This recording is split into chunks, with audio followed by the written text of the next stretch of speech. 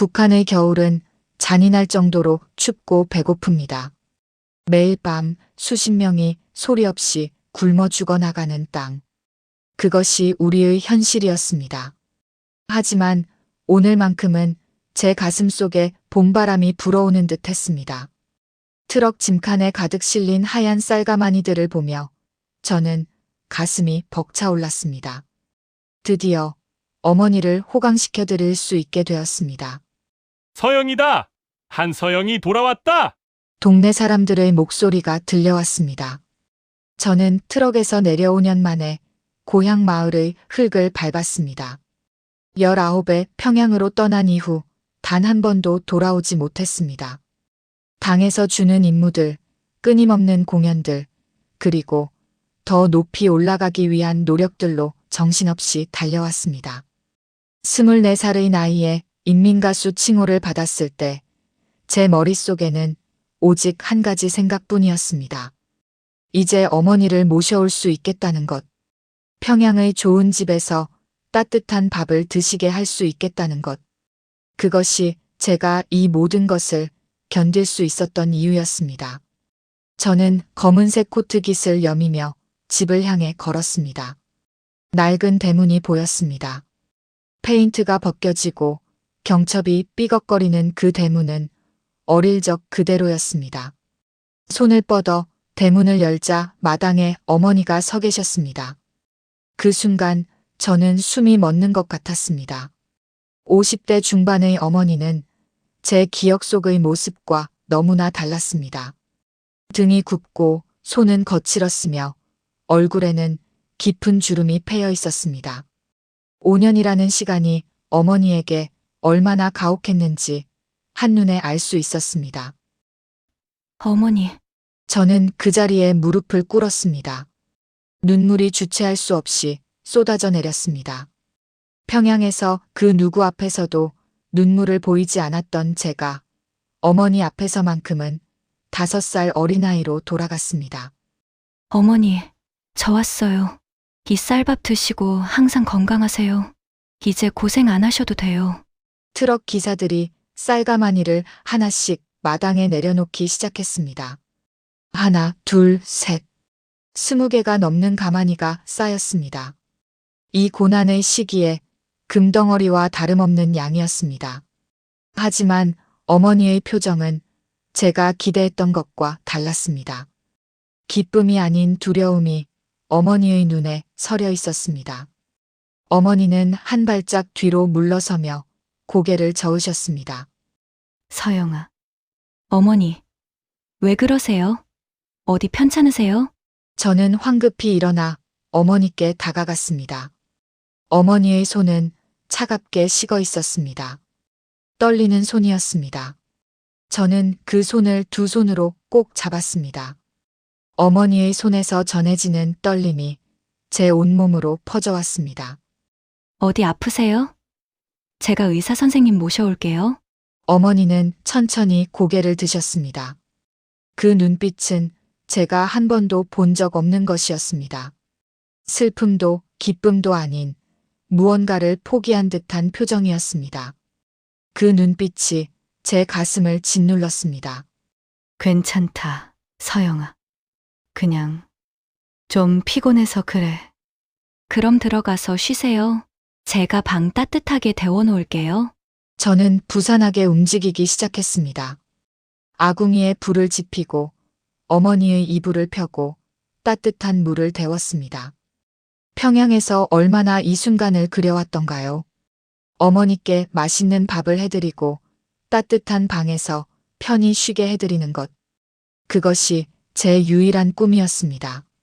그날 저녁 저는 정성껏 밥상을 차렸습니다. 하얀 쌀밥, 김치, 그리고 귀한 돼지고기까지. 북한에서 고위층이 아니면 구하기 어려운 것들을 몰래 구해 가져온 것이었습니다. 어머니는 밥상 앞에 앉으셨지만 젓가락을 들지 못하셨습니다. 어머니, 좀 드셔요. 제가 평양에서 가져온 귀한 거예요. 맛있어요. 고맙다, 서영아. 어머니는 떨리는 손으로 밥 한 숟가락을 떠서 입에 넣으셨습니다. 하지만 삼키지 못하고 눈물만 흘리셨습니다. 저는 그 모습을 보며 가슴이 찢어지는 것 같았습니다. 제가 없는 시간 동안 어머니께 도대체 무슨 일이 있었던 걸까요? 밤이 깊어갔습니다. 저는 어머니 이부자리를 준비하고 제 방으로 와서 이불을 펴고 누웠습니다. 오랜만에 고향집에서 자는 밤이었습니다. 하지만 쌀을 보면 어머니께서 행복해할 것이라는 기대와는 달리 오늘 어머니의 힘이 빠진 모습을 생각하니 잠이 오지 않았습니다. 어머니가 왜 저러실까 걱정이 되어서 내일 아침 꼭 의사 선생님을 모셔와야겠다고 다짐했습니다. 하지만 잠들기 무섭게 옆방에서 미세한 소리가 들려왔습니다. 옷 스치는 소리와 문 여는 소리. 저는 눈을 떴습니다. 저는 조심스럽게 일어나 창문 틈으로 밖을 내다봤습니다. 어머니가 어디 가시는 걸까요? 화장실이라면 마당에 있는데 왜 대문 쪽으로 가시는 걸까요? 어둠 속에서 어머니의 작은 실루엣이 대문을 나서는 것이 보였습니다. 이 밤중에 어디를 가시는지 제 가슴에 불안이 스며들었습니다. 다음 날 아침, 어머니는 아무 일 없었다는 듯 아침밥을 차리고 계셨습니다. 저는 밤에 본 것이 꿈인가 싶었습니다. 하지만 어머니의 신발에 묻은 진흙이 그것이 현실이었음을 말해주고 있었습니다. 어머니, 어젯밤에 어디 다녀오셨어요? 저는 조심스럽게 물었습니다. 어머니는 잠시 멈칫하시더니 고개를 저으셨습니다. 그냥 잠이 안 와서 마당 좀 걷다 왔어. 거짓말인 것을 저는 알 수 있었습니다. 어머니는 평생 거짓말을 하지 않는 분이셨는데 지금 분명히 무언가를 숨기고 계셨습니다. 제 불안감은 점점 커져갔습니다. 그날 밤도 그 다음 날 밤도 똑같았습니다. 어머니는 자정이 넘으면 몰래 집을 나섰습니다. 저는 더 이상 참을 수 없었습니다. 사흘째 되는 날 밤, 저는 어머니를 따라 나서기로 결심했습니다. 어머니가 대문을 나서자마자 저도 조용히 뒤따랐습니다. 어둠 속에서 어머니의 뒷모습이 작게 보였습니다. 어머니는 마을을 벗어나 산길로 향하셨습니다. 눈 쌓인 길을 힘겹게 걸어가시는 어머니. 저는 소리내지 않으려 숨을 죽이며 뒤따랐습니다. 한참을 걸어 도착한 곳은 폐가가 된 숯가마였습니다. 전쟁 때 버려진 곳이라 아무도 찾지 않는 곳이었습니다. 어머니는 주위를 살피시더니 낮은 입구로 들어가셨습니다. 저도 숨을 죽이고 그 뒤를 따랐습니다. 그리고 제가 본 것은 평생 잊을 수 없는 광경이었습니다. 어두운 숯가마 안에 10여 명의 사람들이 둘러앉아 있었습니다. 노인들이 대부분이었습니다. 그들은 손을 모으고 무언가를 속삭이고 있었습니다. 기도였습니다. 한가운데는 낡은 성경책이 펼쳐져 있었습니다. 제 온몸에 소름이 돋았습니다. 이것은 말로만 듣던 지하교회였습니다. 국가에서 가장 엄격하게 금지하는 반동 집회였습니다. 적발되면 3대가 정치범수용소로 끌려가는 중죄였습니다. 하나님, 저희를 불쌍히 여기시옵소서. 어머니의 목소리가 들려왔습니다. 어머니도 그들과 함께 무릎을 꿇고 기도하고 계셨습니다. 저는 비명을 지를 뻔했지만 간신히 입을 틀어막았습니다. 다리에 힘이 풀려 그 자리에 주저앉았습니다. 기도가 끝나고 사람들이 일어서기 시작했습니다. 저는 황급히 밖으로 나와 나무 뒤에 숨었습니다. 사람들이 하나씩 숯가마를 나와 뿔뿔이 흩어졌습니다. 마지막으로 어머니가 나오셨습니다. 저는 조용히 나무 뒤에서 뛰쳐나와 어머니 앞을 가로막았습니다. 어머니, 어머니는 깜짝 놀라 뒤로 물러서셨습니다. 달빛 아래서 제 얼굴을 알아보신 어머니의 표정이 굳어졌습니다. 서영아, 여기는 어떻게? 어머니, 이게 무슨 짓이에요? 이거 반역이에요. 당해서 알면 우리 다 죽어요. 제 목소리는 절규에 가까웠습니다. 하지만 소리를 크게 낼 수도 없어서 떨리는 목소리로 속삭여야 했습니다. 어머니, 제발요. 제가 평양에서 얼마나 힘들게 버텼는데요. 어머니 호강시켜 드리려고 제가 얼마나 노력했는데 이러시면 안 돼요. 제발 집으로 가셔요. 저는 어머니의 옷자락을 붙잡았습니다. 눈물이 주체할 수 없이 쏟아졌습니다. 평생 당의 가르침을 충실히 따르며 살아온 저에게 이것은 세상이 무너지는 충격이었습니다.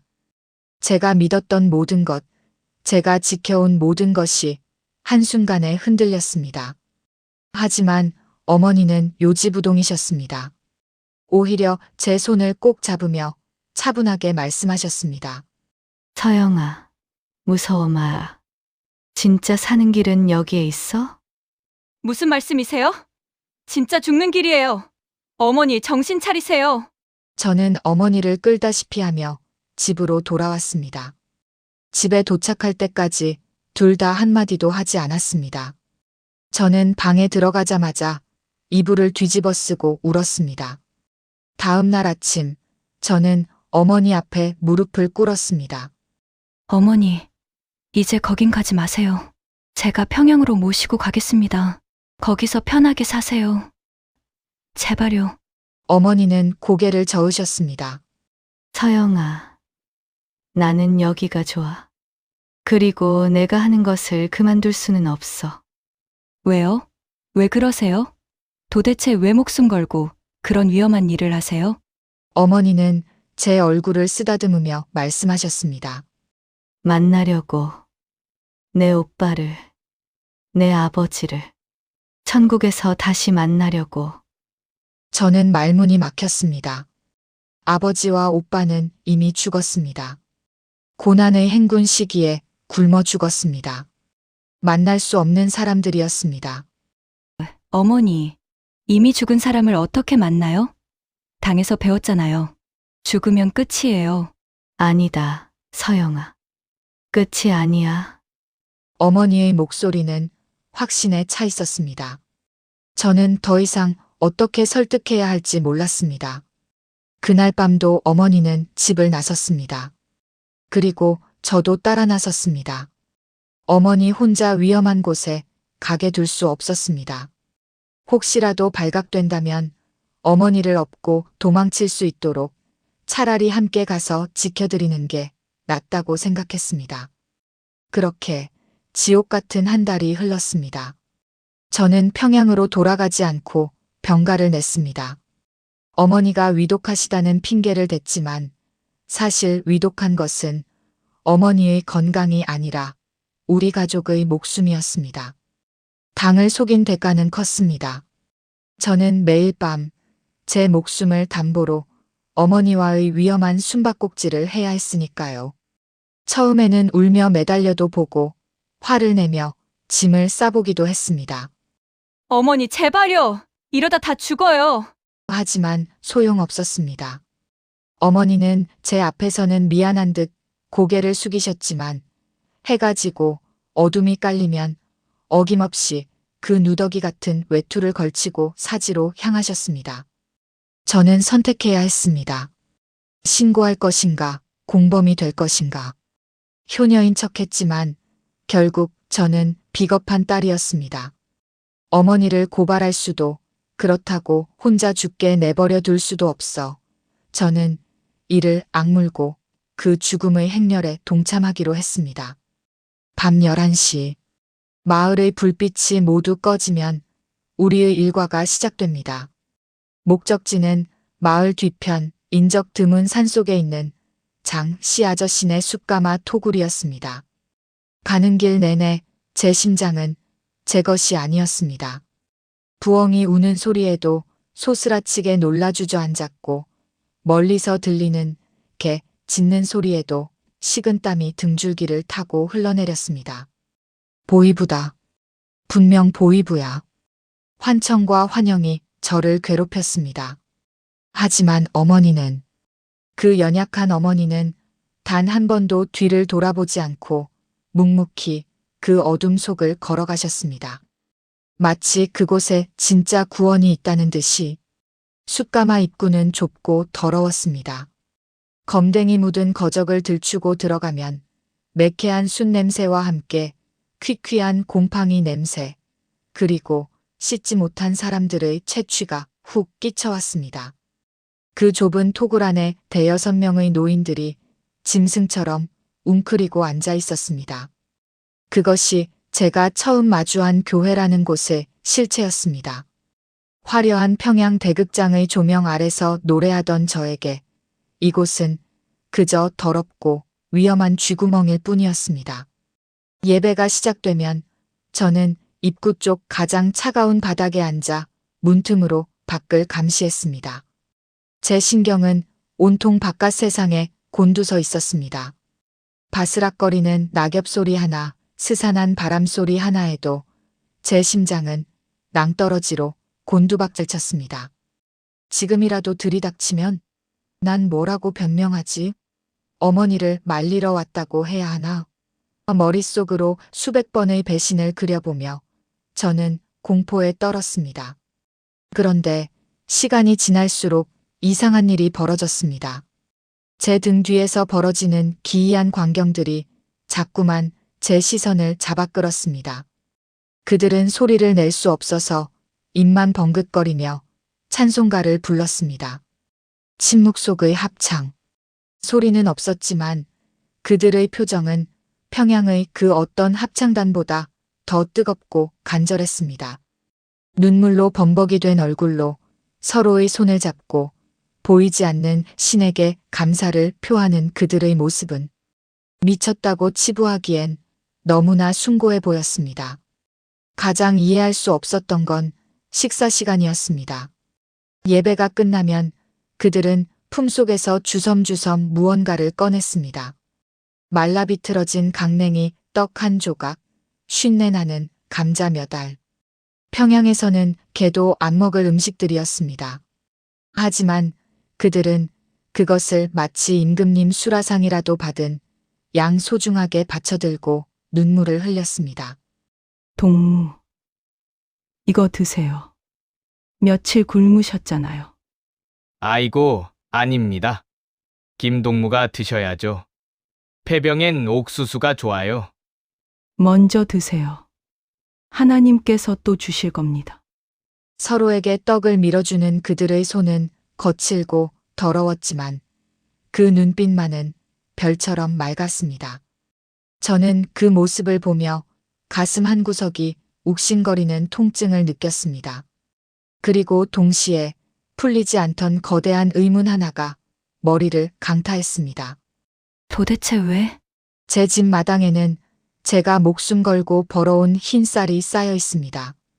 기름지고 윤기 흐르는 그 최고급 흰 쌀을 어머니는 독이 들었다며 피 냄새가 난다며 쳐다보지도 않으셨습니다.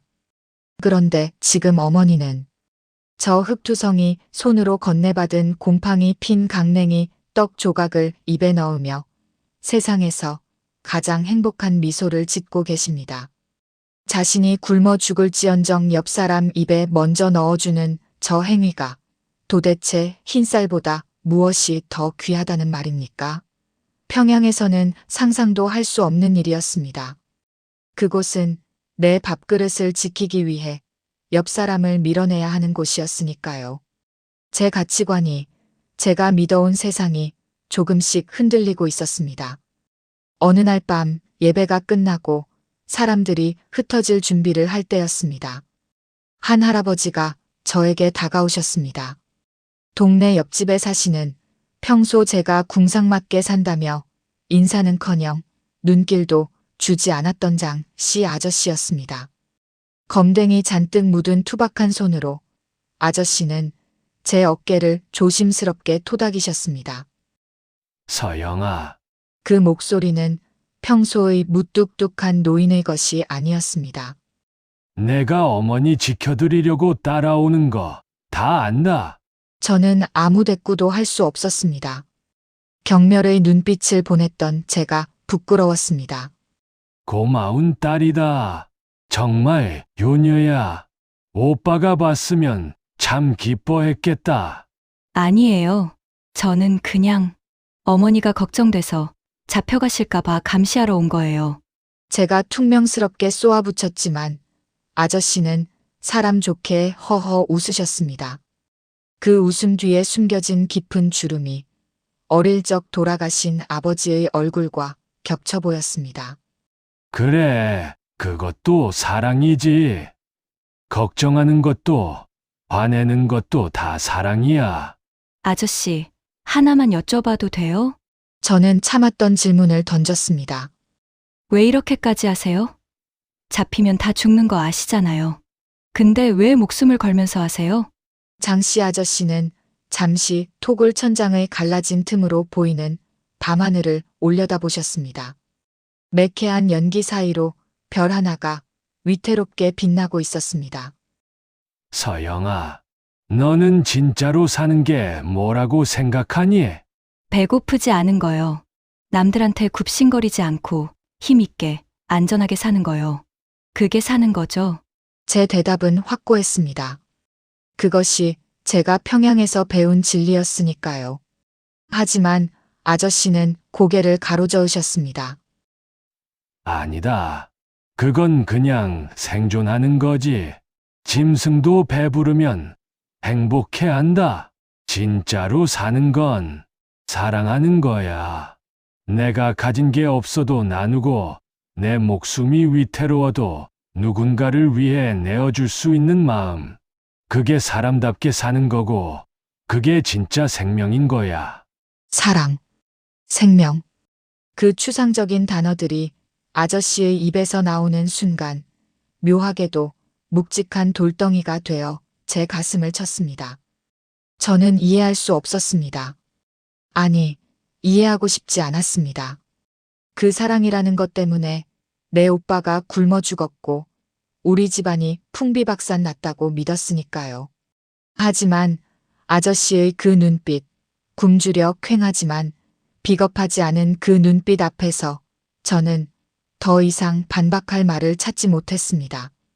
집으로 돌아오는 길, 달빛조차 구름에 가려 한치 앞도 보이지 않는 어둠 속이었습니다. 어머니가 제 손을 잡으셨습니다. 차갑고 거친 손이었지만 그 온기만큼은 뜨거웠습니다. 서영아, 미안하다. 뭐가요? 이 못난 어미 고집 때문에 내가 이 고생을 하는구나. 내가 가져온 그 귀한 쌀, 내가 기쁘게 받아줬으면 내 마음이 편했을 텐데. 어머니의 목소리가 떨렸습니다. 저는 걸음을 멈추고 어머니를 돌아보았습니다. 어둠 속에서도 어머니의 눈가가 젖어 있는 게 보였습니다. 어머니, 그 쌀이 그렇게 싫으세요? 제가 목숨 걸고 노력해서 벌어온 건데. 어머니는 한참 동안 말이 없으셨습니다. 그저 거친 숨을 몰아쉬며 하늘을 올려다보셨습니다. 이윽고 어머니의 입에서 나온 말은 제가 예상했던 당에 대한 공포나 종교적인 이유가 아니었습니다. 서영아, 내 눈에는 저게 쌀로 안 보인다. 네, 그럼요? 내 오빠 뼈 같고 내 아버지 살 좀 같아. 심장이 쿵 하고 내려앉았습니다. 그때 내 오빠가 죽어가면서도 뭐라 그랬는지 아니? 어머니, 긴 쌀밥 한 번만 배불리 먹어봤으면 소원이 없겠어요. 그랬다. 내 아버지도 풀죽만 드시다가 퉁퉁 부어서 가셨어. 그 사람들이 그 쌀 한 줌이 없어서 흙을 파먹다 죽었는데 나 혼자 살겠다고, 나 혼자 호강하겠다고 그 하얀 쌀밥을 어떻게 목구멍으로 넘기니? 어머니가 가슴을 쥐어뜯으며 오열하셨습니다. 나는 못 먹는다. 차라리 굶어 죽으면 죽었지. 내 새끼, 내 남편 핏물 같은 그 밥은 내 목구멍으로 죽어도 못 삼킨다. 서영아, 그 쌀을 볼 때마다 죽은 내 오빠 눈동자가 나를 쳐다보는 것 같아서 어미는 그게 너무 무섭다. 저는 아무 말도 할 수 없었습니다. 어머니가 쌀을 거부한 건 살아남은 자의 죄책감. 가족을 먼저 보내고 혼자 살아남았다는 그 지독한 형벌 속에서 흰 쌀밥을 볼 때마다 지옥을 맛보고 계셨던 겁니다. 저는 그것도 모르고 쌀을 안 드시는 어머니를 속으로 원망하고 서운해했습니다. 어머니의 상처에 소금을 뿌린 꼴이었습니다. 저는 말없이 어머니를 와락 끌어안았습니다. 어머니의 앙상한 등뼈가 제 손에 만져졌습니다. 죄송해요. 제가 몰랐어요. 정말 몰랐어요. 괜찮다, 서영아. 내 마음 안다. 너는 효녀야? 나 같은 어미한테는 과분한 딸이야. 어머니, 이제 아무 걱정 마세요. 제가 지켜드릴게요. 어머니만 계시면 돼요. 저는 그거면 돼요. 그렇게 말하면서도 제 마음속 불안은 걷잡을 수 없이 커져만 갔습니다. 어머니의 이 처절한 아픔을 알게 된 이상 저는 더 이상 쌀을 강요할 수 없었습니다. 하지만 사방에 보위부가 있었기 때문에 동시에 공포가 밀려왔습니다. 하지만 그때는 몰랐습니다. 제가 두려워해야 할 것은 보위부의 감시가 아니라 우리 집 마루 및 그 어두운 곳에서 조용히 저를 기다리고 있던 잔인한 진실이었다는 것을. 어머니가 왜 그토록 죄책감을 가지면서도 신앙을 놓지 못했는지, 그 답이 담긴 오빠의 유품이 저를 기다리고 있었다는 것을 저는 전혀 모르고 있었습니다. 다음 날 낮은 폭풍전야처럼 고요했습니다. 어머니가 물을 길러 우물가로 가신 사이 저는 마루에 앉아 신발끈을 고쳐매고 있었습니다. 그때였습니다. 반쯤 열린 대문 틈으로 누군가의 시선이 느껴졌습니다. 고개를 들자 저를 훔쳐보다 황급히 몸을 숨기는 여자의 뒷모습이 보였습니다. 리향숙이었습니다. 리향숙. 그 아이는 제 고향 친구이자 평양예술단의 만년 2인자입니다. 우리는 같은 흙바닥에서 굴렀고 똑같이 가난했습니다. 서영아, 우리 꼭 성공해서 쌀밥 먹자. 어릴 적엔 손가락 걸고 약속했던 단짝이었지만 평양이라는 정글은 우리를 갈라놓았습니다. 도끼를 품고 1등 자리를 꿰찬 저와 달리 향수기는 늘 제 그림자에 가려져 있었습니다. 무대 위에서 제가 조명을 받을 때 무대 뒤 어둠 속에서 저를 노려보던 그 서늘한 눈빛을 저는 알고 있습니다. 겉으로는 우리 서영이 최고야라며 웃지만 속으로는 제가 실수하기만을, 제가 나락으로 떨어지기만을 누구보다 간절히 바라는 아이. 그게 바로 리향숙입니다. 그런 향숙이가 이번 휴가에 굳이 저를 따라온 이유를 저는 이제야 알 것 같았습니다. 휴식이 목적이 아니었습니다. 어머니의 이상 행동, 밤마다 사라지는 모녀, 그리고 제가 무언가 숨기려는 태도. 향수기는 냄새를 맡은 겁니다. 저를 단번에 끌어내릴 수 있는 피냄새를 말이죠. 어릴 적부터 제 집 숟가락 개수까지 알던 그 아이에게 우리 집은 숨을 곳이 없는 곳이나 마찬가지였습니다. 등골이 서늘해졌습니다. 향수기의 눈빛이 심상치 않았습니다. 그건 친구의 눈빛이 아니라 사냥감을 노리는 뱀의 눈빛이었습니다. 위험하다는 직감이 경고음을 울렸습니다. 어머니는 너무 순진하셔서 집안 아무데나 위험한 물건을 두셨을지도 모릅니다. 만약 향수기가 갑자기 들이닥쳐서 성경책이라도 발견한다면 그건 단순히 제가 감옥에 가는 정도로 끝나지 않습니다. 우리 가족, 아니 저와 관련된 모든 사람이 공개처형을 당할 일입니다. 향수기라면 자신의 성공을 위해서라도 저를 팔아넘기는데 1초도 망설이지 않을 테니까요. 저는 급히 안방으로 들어가 문을 걸어 잠갔습니다. 의심해서가 아니었습니다. 지키기 위해서였습니다. 향수기의 손이 닿기 전에 제가 먼저 그 시한폭탄을 찾아 더 깊은 곳에 숨겨야 했습니다. 어머니, 제발 눈에 띄는 곳에 두지 마셨어야 해요. 저는 장롱 서랍과 벽장을 뒤지기 시작했습니다. 손끝이 닿는 곳마다 심장이 조마조마했습니다. 문 밖에서 당장이라도 향수기가 서영하고 부를 것만 같았습니다. 그러다 벽장 가장 깊숙한 곳, 낡은 이불 틈새에서 오래된 종이 상자 하나가 손에 잡혔습니다. 묵직했습니다. 저는 숨을 죽이고 상자를 꺼냈습니다. 분명 성경책이나 금지된 물건이 들어있을 거라 생각했습니다. 하지만 뚜껑을 열자 훅 끼쳐온 것은 낡은 옷 냄새였습니다. 그리운 냄새. 10년 전 죽은 오빠, 철수의 냄새였습니다. 제가 찾던 금지된 물건이 아니라 어머니가 차마 버리지 못한 오빠의 유품 상자였던 겁니다. 오빠, 긴장이 풀리면서 왈칵 애틋함이 밀려왔습니다. 가지런히 개켜져 있는 오빠의 누런 러닝셔츠와 기워 입은 바지들. 저는 무심코 옷가지를 들어 얼굴을 파묻었습니다. 어젯밤 어머니가 쌀이 오빠 뼈 같다고 하셨던 말이 떠올라 가슴이 아렸습니다. 그때 옷가지 사이에서 툭 하고 낡은 공책 한 권이 떨어졌습니다. 떨리는 손으로 넘긴 첫 장엔 1997년 3월 5일의 기록이 적혀 있었습니다. 창자가 꼬이는 것 같이 아프지만 그래도 하나님께 감사하다는 오빠의 글씨. 아침에 배급받은 강냉이 죽을 제 그릇에 몰래 덜어주었다는 고백이 적혀 있었습니다. 제가 허겁지겁 먹는 걸 보니 신기하게도 자신의 배가 부른 것 같다는 그 문장이 비수처럼 제 눈을 찔러왔습니다. 숨이 턱 막혔습니다. 제 기억 속의 오빠는 늘 속이 더부룩해라며 숟가락을 놓던 사람이었습니다. 저는 그게 입이 짧아서 그런 줄만 알았습니다. 거짓말이었습니다.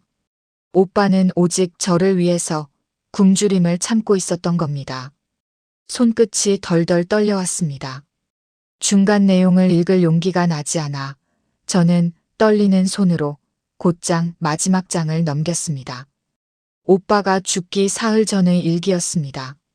이제 시간이 얼마 없는 것 같다는 오빠의 떨리는 글씨체. 숨쉬기조차 힘든 고통 속에서 오빠가 남긴 건 저를 위한 간절한 기도였습니다. 제 목숨을 가져가셔도 좋으니 제발 서영이만은 살려달라는. 자신은 먼저 가지만 자신의 기도는 남아 저를 지킬 거라는 유언 같은 문장이 적혀 있었습니다. 공책 위로 제 눈물이 뚝뚝 떨어져 글씨를 번지게 했습니다. 제가 틀렸습니다. 오빠는 굶어 죽은 것이 아니었습니다. 저를 살리기 위해 스스로를 제물로 바친 것이었습니다. 저는 제가 독해서 실력이 좋아서 살아남은 줄 알았습니다. 얼마나 오만했습니까? 저는 오빠의 핏값으로 연명한 빚쟁이에 불과했습니다. 이해할 수가 없었습니다. 배고픔 속에서 사람이 어떻게 자기 목숨을 기꺼이 내놓을 수 있나요? 그때 일기장 맨 뒷장에 끼워진 낡은 종이 한 장이 바닥으로 팔랑거리며 떨어졌습니다. 오빠가 죽기 직전 떨리는 손으로 꾹꾹 눌러 쓴 성경 구절이었습니다. 사람이 친구를 위하여 자기 목숨을 버리면 이보다 더 큰 사랑이 없느니라. 머리를 거대한 망치로 얻어맞은 것 같았습니다. 사랑. 그 흔한 단어는 활자가 아니라 날카로운 흉기가 되어 제 가슴을 후벼 팠습니다. 당의 구호에도 나의 노래 가사에도 수없이 등장했던 그 가벼운 사랑이 아니었습니다. 이건 죽음보다 강한 사랑이었습니다. 어머니가 쌀을 거부한 이유, 저 숫가마 사람들이 목숨 걸고 모이는 이유, 그들에게는 쌀보다 귀한 사랑이 있었기 때문입니다. 저는 일기장을 가슴에 품고 바닥에 엎드려 오열했습니다. 소리를 내면 안 되기에 이불을 입에 물고 꺽꺽거리며 울었습니다. 제 안의 견고했던 성벽이, 그 오만했던 영혼이 산산이 부서져 내리고 있었습니다. 저는 이제 더 이상 예전의 한서영으로 돌아갈 수 없음을 직감했습니다. 그리고 그때였습니다. 등 뒤에서 서늘한 바람과 함께 문이 벌컥 열리는 소리가 들렸습니다. 찾았다. 익숙하고도 끔찍한 목소리. 고개를 돌리자 역광 속에 선 향수기가 비릿한 미소를 짓고 있었습니다. 그녀의 손에는 제가 미처 숨기지 못한 방바닥에 떨어진 어머니의 낡은 성경책이 들려 있었습니다. 이거였니? 내가 숨기고 싶어 했던 게 너네 가족 이제 끝났어. 그 아이는 성경책을 들고 나가려고 했습니다. 신고하러 가는 거였죠. 저는 본능적으로 달려가 문 앞을 가로막았습니다. 향수기의 팔을 붙잡고 매달렸습니다. 비켜. 지금 당장 지도원 동지한테 갈 거니까. 향수기가 저를 발로 걷어찼습니다. 바닥에 나뒹굴었지만 저는 다시 그 아이의 바짓가랑이를 잡았습니다.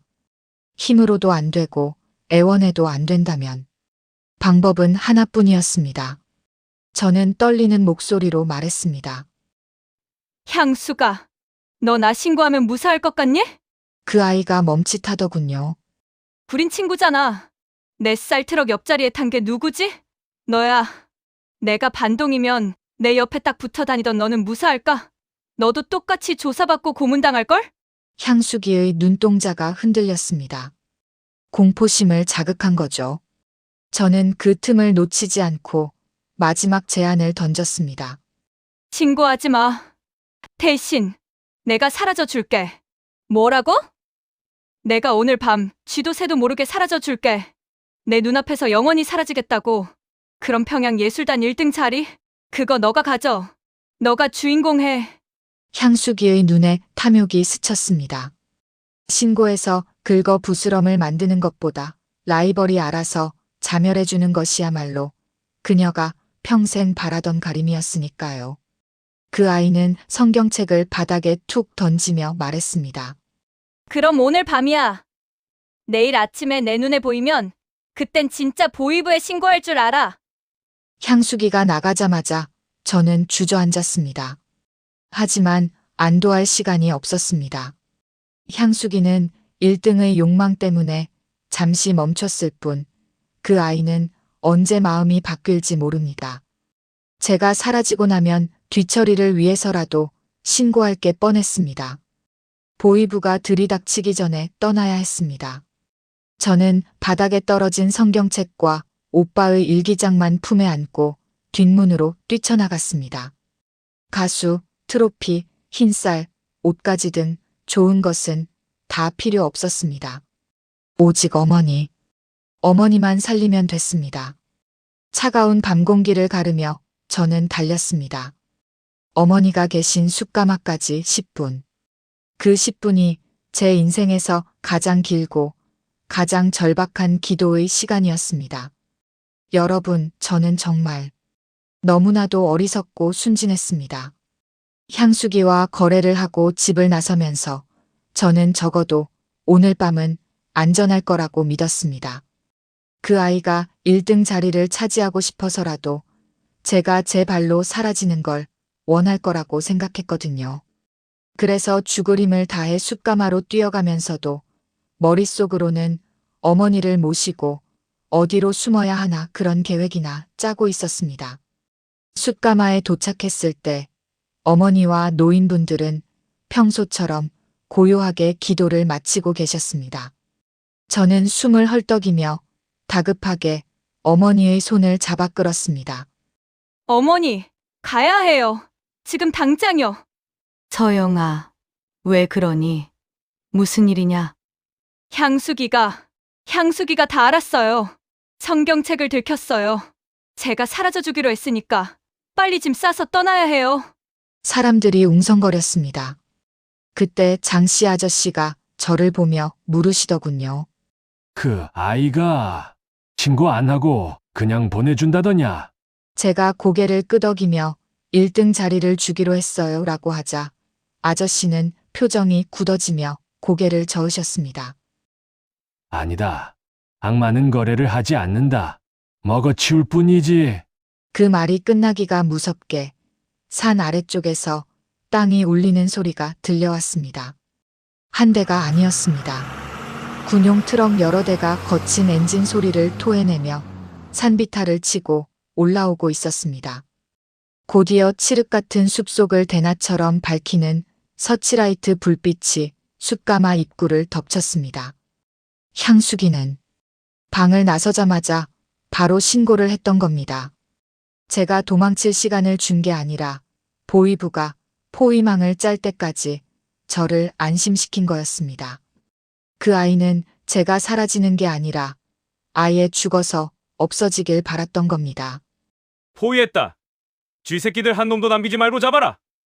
확성기 소리가 쩌렁쩌렁 울리고 수십 명의 군화 발소리가 지진처럼 다가왔습니다. 숯가마 안은 순식간에 아수라장이 됐습니다. 할머니들은 비명을 지르고 어머니는 저를 끌어안고 바들바들 떨었습니다. 도망칠 곳이 없었습니다. 유일한 출구는 이미 총을 든 군인들에게 막혀버렸으니까요. 아, 이렇게 끝나는구나. 오빠의 일기장을 품고 여기서 다 같이 죽는구나. 저는 절망감에 눈을 질끈 감았습니다. 그때였습니다. 구석에 계시던 장씨 아저씨가 제 어깨를 억세게 움켜쥐셨습니다. 소영아, 정신 차려라! 아저씨는 숯가마 안쪽에 쌓여있던 나무 괴짝들을 발로 거칠게 걷어차셨습니다. 그러자 흙벽 뒤에 교묘하게 가려져 있던 작은 개구멍 하나가 드러났습니다. 짐승이나 겨우 드나들 법한 좁은 구멍이었죠. 이리로 나가라! 강 쪽으로 이어진다! 아저씨는요, 같이 가요. 제가 울부짖었지만 아저씨는 제 손에 꼬깃꼬깃한 쪽지 하나를 쥐어주며 저를 구멍 쪽으로 밀쳤습니다. 나는 늙었다. 뛰어봤자 아침만 돼. 하지만 너는 살아서 증언해야 한다. 우리가 믿은 게 미신이 아니라 사랑이었다는 걸 내가 살아서 세상에 말해줘야 한다. 밖에서 군인들이 문을 부수기 시작했습니다. 시간이 없었습니다. 아저씨는 저와 어머니를 개구멍으로 구겨 넣다시피 밀어넣고는 바닥에 있던 굵은 몽둥이 하나를 집어들고 입구 쪽으로 돌아서셨습니다. 가라! 뒤도 돌아보지 말고 가! 어머니와 저는 울면서 그 좁고 차가운 흙굴 속으로 기어들어갔습니다. 그리고 제 등 뒤에서 평생 잊지 못할 아저씨의 목소리가 들렸습니다. 따다! 내가 우두머리다! 이 갓나 새끼들아, 나를 잡아라! 아저씨는 밖으로 뛰쳐나가셨습니다. 우리가 도망친 반대 방향으로 목청껏 소리를 지르며 군인들을 유인하신 겁니다. 곧이어 날카로운 총성이 밤하늘을 찢어발겼습니다. 그리고 둔탁하게 무언가 쓰러지는 소리. 군인들의 거친 욕설 소리. 저는 흙투성이가 된 채 구멍 밖으로 빠져나왔지만 차마 뒤를 돌아볼 수 없었습니다. 돌아보면 피투성이가 된 아저씨를 볼까봐 다리가 풀려 주저앉을까봐요. 어머니가 비틀거리며 주저앉으려 하셨습니다. 장씨가 죽었어. 저는 피눈물을 삼키며 어머니를 억지로 일으켜 제 등에 업었습니다. 뛰세요, 어머니. 제발요. 아저씨가 목숨 바쳐서 산 시간이에요. 뛰어야 해요. 우리는 짐승처럼 눈 덮인 산을 달렸습니다. 나뭇가지에 얼굴이 찢기고 발이 얼어붙어도 멈출 수 없었습니다. 제 등 뒤에는 어머니가, 제 가슴 속에는 오빠의 일기장이, 그리고 제 귓가에는 저를 살리기 위해 죽어가던 아저씨의 마지막 비명이 맴돌고 있었습니다. 여러분, 저는 그때 알았습니다. 진짜 사랑은 말로 하는 게 아니라는 것을요. 누군가를 위해 기꺼이 죽어주는 것, 그것이야말로 죽음보다 강한 사랑이라는 것을. 저는 그 붉은 눈밭 위에서 뼈저리게 깨달았습니다. 여러분, 사람이 죽을 힘을 다해 달린다는 게 어떤 건지 아십니까? 그건 단순히 다리가 움직이는 게 아닙니다. 심장이 터질 것 같고 목구멍에서 비릿한 피맛이 올라오고 폐가 찢겨나가는 고통이 온몸을 지배하는 것입니다. 하지만 저는 멈출 수 없었습니다. 제 등에는 어머니가 계셨고 제 뒤에는 저를 살리기 위해 스스로 미끼가 된 장 씨 아저씨의 비명이 남아 있었으니까요. 눈 덮인 산비탈은 미끄러웠습니다. 신발은 진작에 벗겨져 맨발이었습니다. 날카로운 돌부리와 가시덤불이 발바닥을 찢고 종아리를 핥히었지만 그때는 아픈 줄도 몰랐습니다. 제 머릿속엔 오직 하나, 강까지만 가자. 강만 건너면 산다는 생각뿐이었습니다. 등 뒤에 엎인 어머니는 깃털처럼 가벼웠습니다. 평생을 가난과 노동에 시달려 뼈만 남은 그 가벼운 무게가 제게는 천근만근의 쇳덩이보다 무겁게 느껴졌습니다. 어머니는 제 등 뒤에서 계속 우셨습니다. 서영아, 나를 버려라. 제발 나를 버리고 너만이라도 가라. 절대 안 돼요. 어머니 없으면 저도 죽어요. 아저씨가 산 목숨이에요. 헛되게 하지 마세요. 얼마나 달렸을까요? 숲이 끝나고 시야가 트이면서 칼날 같은 강바람이 뺨을 때렸습니다. 드디어 두만강이었습니다. 저 시꺼먼 어둠 너머 희미한 불빛이 깜빡이는 곳. 그곳이 중국 땅이었습니다. 하지만 강을 본 순간 제 심장은 발끝으로 떨어졌습니다. 강은 완전히 얼지 않았습니다. 며칠간 이어진 이상 고온 때문에 강물은 군데군데 시꺼먼 아가리를 벌린 채 흐르고 있었습니다. 살얼음판이었습니다. 발을 잘못 디디면 그대로 차가운 물속으로 빨려 들어가는 죽음의 덫이었습니다. 그때였습니다. 등 뒤 산속에서 서치라이트 불빛이 번쩍였습니다. 추격대가 산을 내려오고 있었습니다. 군견들의 짖는 소리가 바람을 타고 들려왔습니다. 선택의 여지가 없었습니다. 뒤로 가면 총살이고 앞으로 가면 익사였습니다. 저는 거친 숨을 몰아쉬며 어머니를 고쳐 업었습니다. 어머니, 제 목을 꽉 끌어안으세요. 절대 놓으시면 안 돼요. 숨소리도 내지 마세요.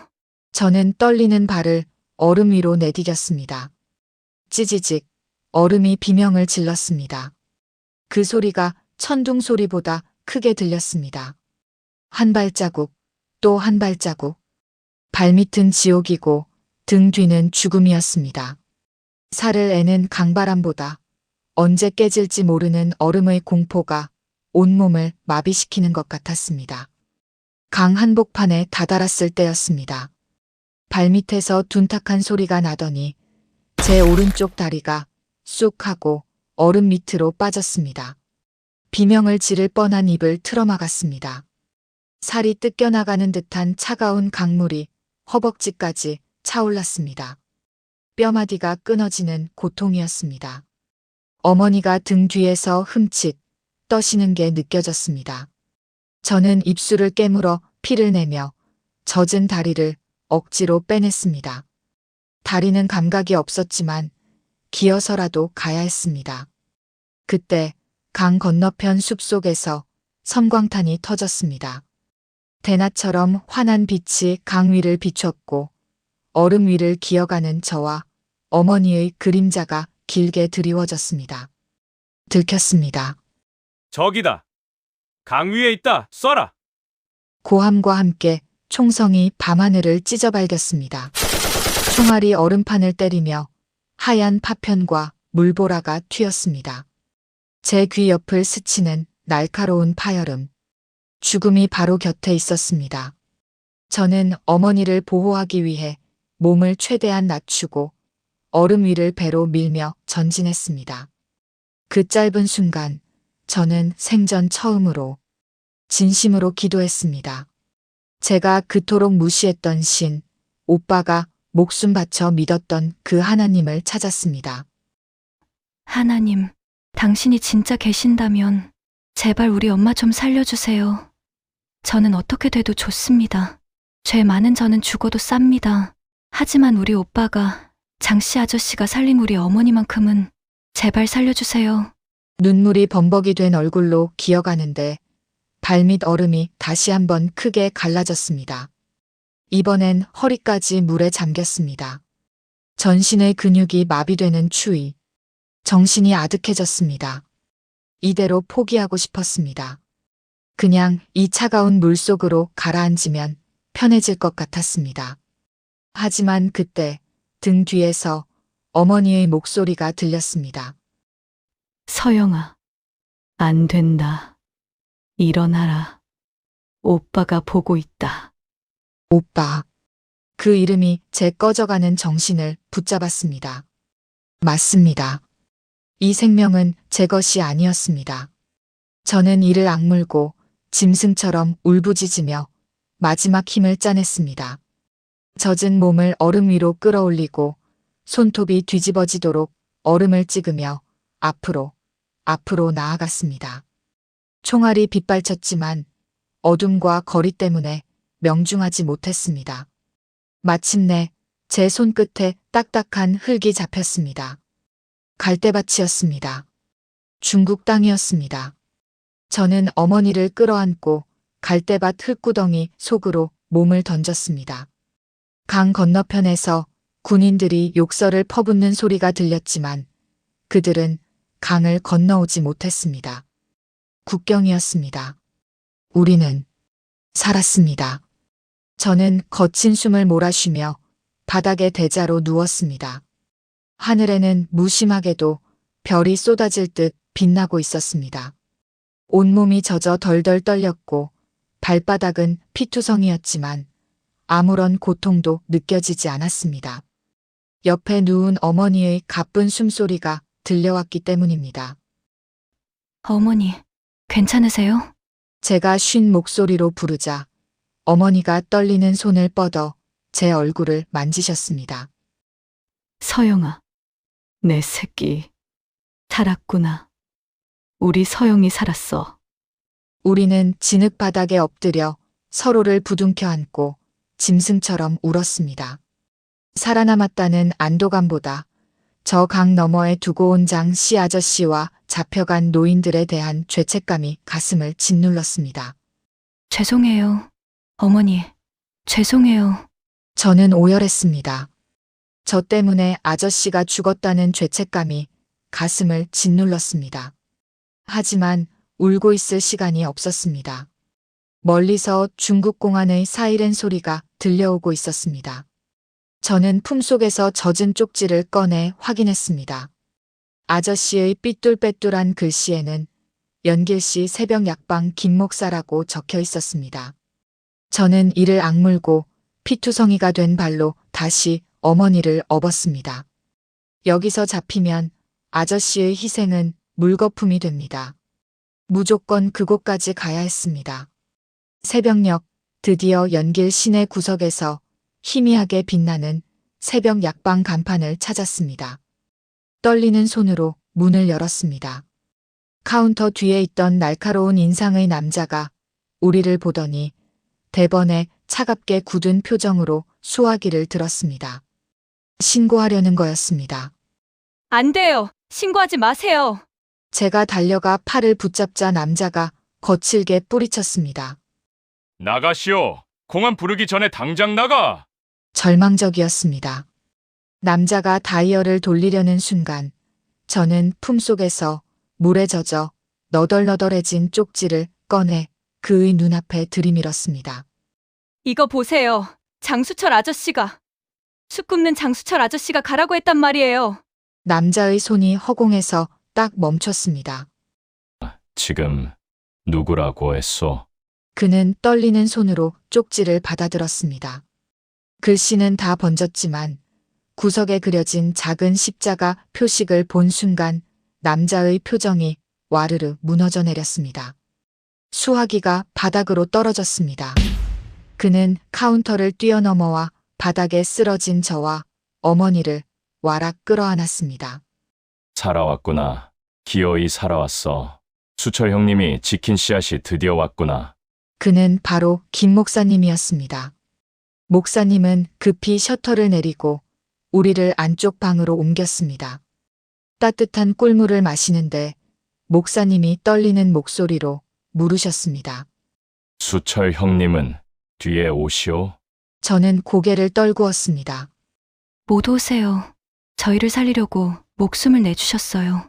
방 안에는 깊은 탄식만이 흘렀습니다. 그때 정신을 잃었던 어머니가 희미하게 눈을 뜨셨습니다. 여기가 천국입니까? 목사님이 어머니 손을 잡고 눈물 젖은 미소로 대답하셨습니다. 아닙니다. 자매님, 여기는 천국이 아니라 새벽 약방입니다. 긴 밤이 지나고 이제 막 해가 뜨는 새벽입니다. 저는 그제야 참았던 울음을 터뜨렸습니다.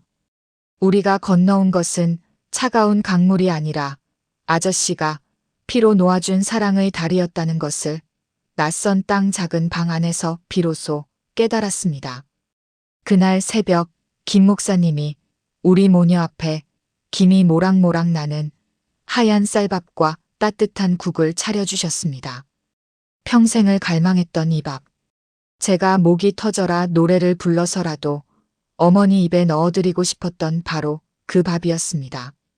하지만 저는 숟가락을 들 수 없었습니다. 고향으로 갈 때 트럭 가득 싣고 갔던 그 많은 흰 쌀이 떠올랐기 때문입니다. 오빠의 핏값인 줄도 모르고 제 성공의 트로피인 줄 알고 자랑스레 내밀었던 그 쌀들이 생각나 목이 메었습니다. 그때 목사님이 제 손에 숟가락을 쥐어주시며 말씀하셨습니다. 서영 자매님, 드세요. 이건 당이 주는 뇌물이 아닙니다. 이건 하나님이 당신의 사랑하는 딸에게 거저 주시는 선물입니다. 저는 떨리는 손으로 밥을 한술 떴습니다. 그리고 옆을 보니 어머니가 울면서 밥을 드시고 계셨습니다. 평양에서 가져온 쌀은 독이라며 가족의 살점 같다며 쳐다보지도 않으셨던 어머니가 낯선 땅에서 받은 이 밥은 눈물로 삼키고 계셨습니다. 어머니, 괜찮으세요? 안 무서우세요? 제가 묻자 어머니는 입안 가득 밥을 문 채 고개를 저으셨습니다. 아니다. 이건 안 무섭다. 이 밥에는 피 냄새가 안 나는구나. 사랑 냄새가 나. 우리 철수 냄새가 나. 그 말을 듣는 순간 저도 참았던 눈물을 쏟으며 밥을 입에 넣었습니다. 따뜻했습니다. 제가 평양에서 먹었던 그 어떤 기름진 음식보다 제가 목숨 걸고 벌어온 그 많은 쌀보다 더 따뜻하고 달았습니다. 그것은 단순히 배를 채우는 곡식이 아니었습니다. 얼어붙은 제 영혼을 녹이는 위로였고 죽었던 생명을 다시 살리는 진짜 양식이었습니다. 그로부터 5년이라는 시간이 흘렀습니다. 우여곡절 끝에 저와 어머니는 이곳 대한민국 품에 안겼습니다. 어머니는 비록 몸은 쇠약해지셨지만 매일 밤 저를 위해 기도해 주시는 그 모습은 여전하십니다. 저는 빈손으로 왔습니다. 평양에서 쌓았던 명예도 1급 가수라는 타이틀도 트럭 가득 실었던 그 많은 쌀도 다 북녘 땅에 두고 왔습니다. 하지만 저는 가난하지 않습니다. 제 품에는 그 어떤 보물보다 귀한 두 가지가 남아있으니까요. 오빠가 생명을 깎아 쓴 일기장, 그리고 장씨 아저씨가 마지막으로 남긴 그 쪽지. 그분들의 희생이 없었다면 저는 지금 이 자리에 서 있을 수 없었을 겁니다. 사람들은 저에게 묻습니다. 북한 최고의 가수가 왜 그 모든 걸 버리고 왔냐고, 후회하지 않느냐고요. 그럼 저는 웃으며 대답합니다. 저는 쌀을 버리고 생명을 얻었습니다. 가짜 노래를 버리고 진짜 노래를 찾았습니다. 예전의 한서영은 쌀을 얻기 위해, 살아남기 위해, 누군가를 밟고 올라서기 위해 노래했습니다. 하지만 지금의 저는 다릅니다. 저는 이제 저를 살리신 그 사랑을 위해 노래합니다. 나의 나 된 것은 오로지 그분의 은혜임을 목이 터져라 찬양합니다. 저기 북녘 땅 어딘가에 아직도 쌀 한 톨이 부족해 죽어가거나 매일 기름진 음식을 먹지만 영혼이 죽어가는 수많은 동포들이 있습니다. 오늘 밤 저는 그들을 위해 기도합니다. 제 오빠가 그랬듯이, 장씨 아저씨가 그랬듯이 누군가에게 생명을 나누어주는 미랄이 되게 해달라고요. 여러분, 하나님은 살아계십니다. 눈에 보이지 않으니 믿기 힘드신가요? 저도 그랬습니다. 배고파 죽겠는데 밥 한 톨 안 주는 신이 어디 있냐고 다 가짜라고 비웃었습니다. 하지만 그분은 멀리 계신 게 아니었습니다. 가장 낮고 가장 고통스러운 곳에서 사람의 손길을 통해 울고 계셨습니다. 제가 그 증거입니다. 오빠의 죽음으로, 아저씨의 피로, 죽음의 강을 건너온 저의 이 삶 자체가 하나님이 살아계신다는 움직일 수 없는 증거입니다. 지금 혹시 어둠 속에 계십니까? 더 이상 갈 곳이 없다고 느껴지십니까? 제발 포기하지 마십시오. 지옥 같은 땅에서 저를 건져내신 그 하나님이 지금 이 순간 여러분의 손도 꼭 붙잡고 계십니다. 우리가 보지 못할 뿐 하나님은 언제나 살아계십니다. 제 이야기는 여기까지입니다. 하지만 수령님 찬양 대신 하나님께 영광을 돌리고 영혼을 살리는 제 찬양은 이제부터 시작입니다. 제 간증이 여러분의 마음에 작은 울림이 되었다면 구독과 좋아요로 함께 해주세요. 그리고 이 영상을 사랑하는 가족이나 지금 힘들어하는 이웃들에게 공유해주세요. 장씨 아저씨가 제게 남긴 작은 쪽지가 저를 살렸듯이 여러분이 전하는 이 이야기 하나가 절망 속에 있는 누군가에게는 생명을 살리는 희망의 쪽지가 될 수 있습니다. 함께 해주셔서 감사합니다.